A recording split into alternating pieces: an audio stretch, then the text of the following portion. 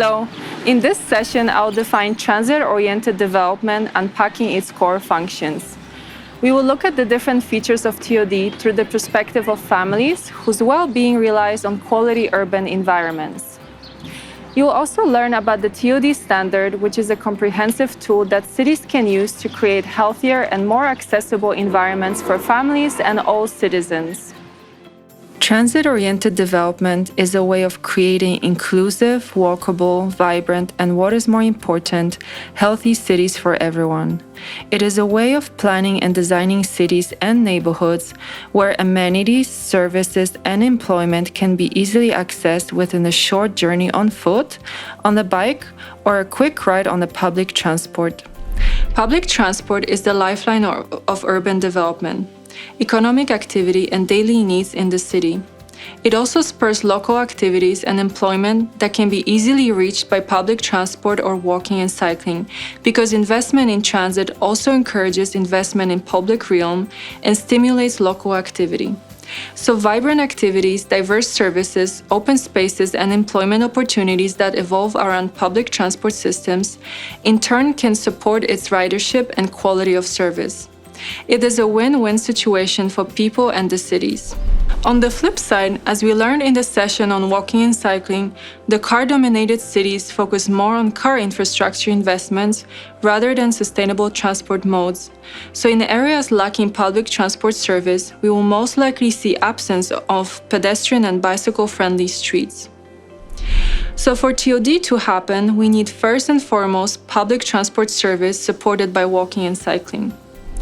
In an essence, TOD is a way of shifting this car-centric paradigm towards inviting, active, and healthy urban environments where the precious babies and toddlers can thrive. Many cities and neighborhoods in the world embody TOD elements, and sometimes the processes that enable them may happen organically with time. However, if not all elements are present, it is much harder, costly, and time-consuming to retrofit already existing areas to active, walkable, and cycle-friendly environments, served by public transport and ample local services. Major retrofit measures may also pose equity issues. So when the urban environments are planned from the get-go, based on TOD principles, the processes are more equitable and cities can build into their policies inclusive frameworks, programs, and build environment features for truly child-friendly cities. The 8 principles that enable TOD are walk, cycle, connect, transport, mix, densify, compact, and shift. They are all the bare bones of creating complete urban environments that foster car-independent lifestyles and healthy well-being for families with young children. ITDP's TOD Standard is a helpful tool that different people can use. Planners or designers can use it to evaluate urban areas to understand the gaps and strengths of the built environment. It can be used for policy benchmarks, and the tool has actually been already an inspiration for many cities and countries that base their urban policies on TOD standard objectives and performance metrics. It is an excellent educational and advocacy tool for professionals, aspiring planners, decision makers, and community-based organizers. And finally, it is also a recognition system that awards ranks to projects that have been scored with the TOD standard that showcase exemplary urban performance. You can download the PDF of the tool at tod.itdp.org.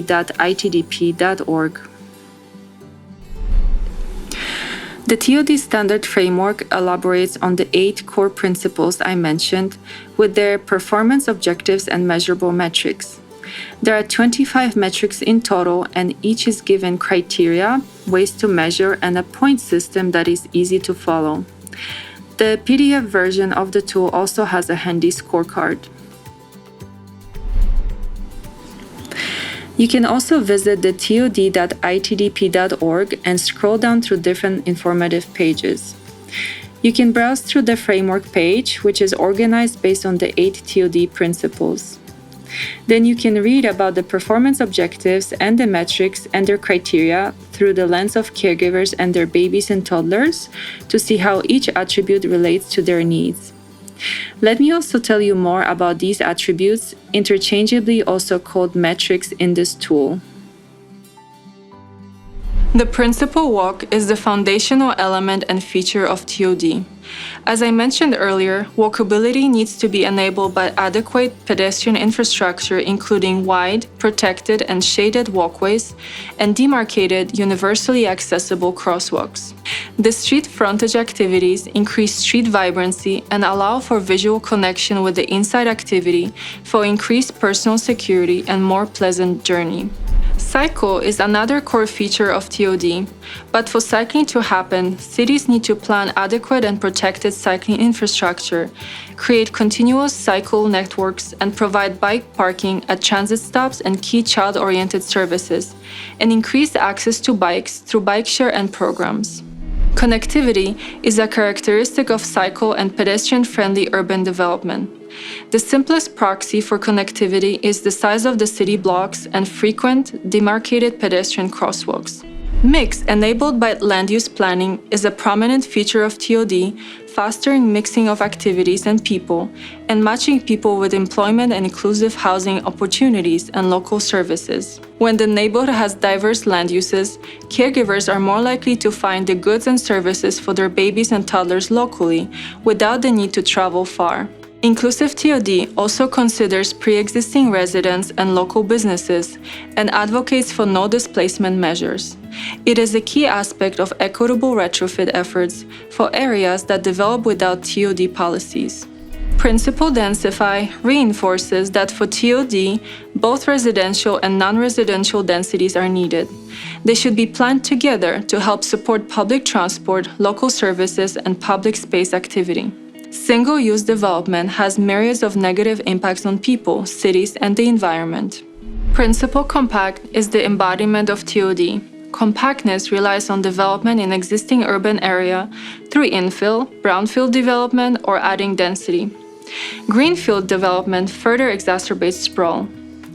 Multiple sustainable transport options, from frequent transit to high-capacity public transport and bike share, support compact development.